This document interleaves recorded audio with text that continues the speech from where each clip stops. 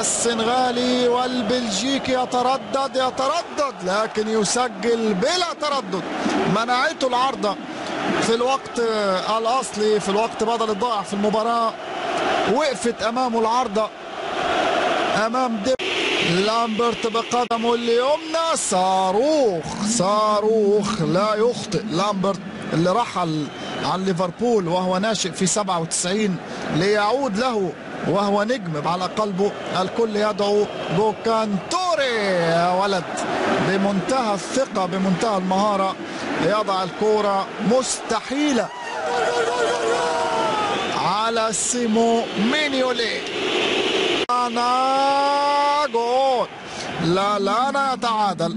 إذا لامبرت ولا لانا الاثنين نجحوا في التسجيل. ديمبابا واجو كانتوري ايضا الاثنين نجحوا في التسجيل. مشكلة كرة لبشكتاش. جول ينجح في التسجيل كافلاك والنتيجة 3-2. كافلاك يهز الشباك. جول. سجل إمري، نجح هو الآخر وعدل النتيجة لليفربول 3-3. والليلة شكلها طويلة.